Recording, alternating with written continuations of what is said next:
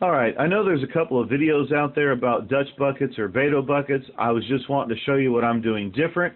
I'm using a 3-gallon pickle bucket from a fast food restaurant.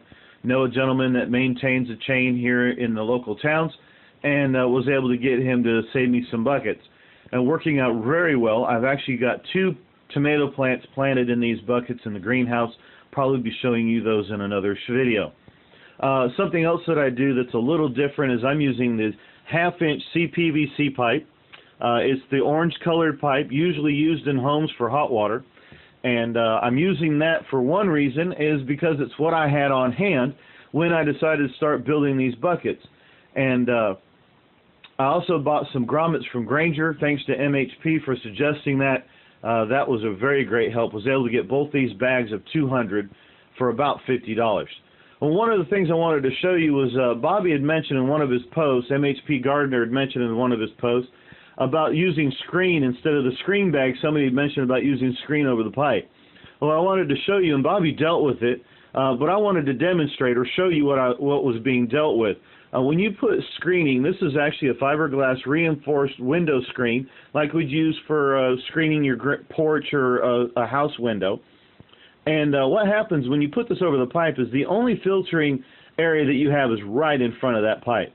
And so you don't have a very large area. And as soon as those holes start plugging up with growing media or your root ball, you end up with a problem where it can't drain and you flood your buckets. So what I do is a little different. I have actually using a washable filtering media that you can wash this. It can get wet. It doesn't deteriorate in water like your regular filters would. And you can buy this in a sheet form for making your own custom air filters for your air conditioner. And I use this, and one of the reasons that got me to think about using this is I actually use this material for siphoning the water off my swimming pool during the winter. I cover it with a black plastic to keep all the leaves from the trees that surround it from going into it. So they land on the plastic, and the rain comes, and they all start festering and growing bugs. So I get up there, and I throw this thing on here on the pool cover with a pipe hook to it and siphon off the water.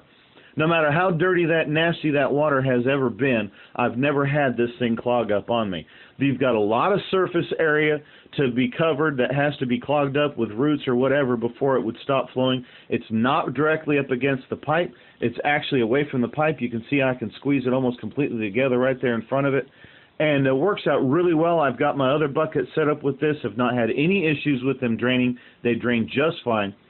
And that was one of the things that I wanted to show you about these buckets that I built. You put the pipe in just like you normally would. You put your grommet in the hole. My holes are 2 inches off the bottom of the bucket. Put your grommet in. I've got a 7/8 hole for these grommets, and feed the pipe through. And this is what you end up when you get done. I've got the elbow on the outside to be able to drop down with another piece of pipe down into my drain pipe, grommet through the bucket, and then on the inside I've got my elbow that has got the filtering media over the top of the hole. Again, I've not had any problems with that working on my other buckets, and I'm going to continue to do that until I see an issue. One of the things I also do that's going to be a little bit different than Bobby or MHP is I'm going to spray paint these buckets. I did it with my first set. It worked out really well. Was able to get a lot of masking done with the spray paint. Not sure how many buckets I'll be able to do with one can. But one thing I wanted to show you was how much light comes through that bucket. You can see the light fixture coming right through that bucket, and that's going to cause an algae growth. So we're going to try to blacken that out with some black paint. Works out really well. The paint does stick to the bucket. I'm sure somebody would ask that question. Not had it not stick to it. Haven't had a problem with it not working.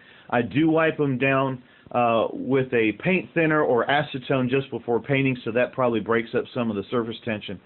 But I'll show you some video of the buckets when they're done and when I've got them set up. And until next time, Lord willing, we'll see you.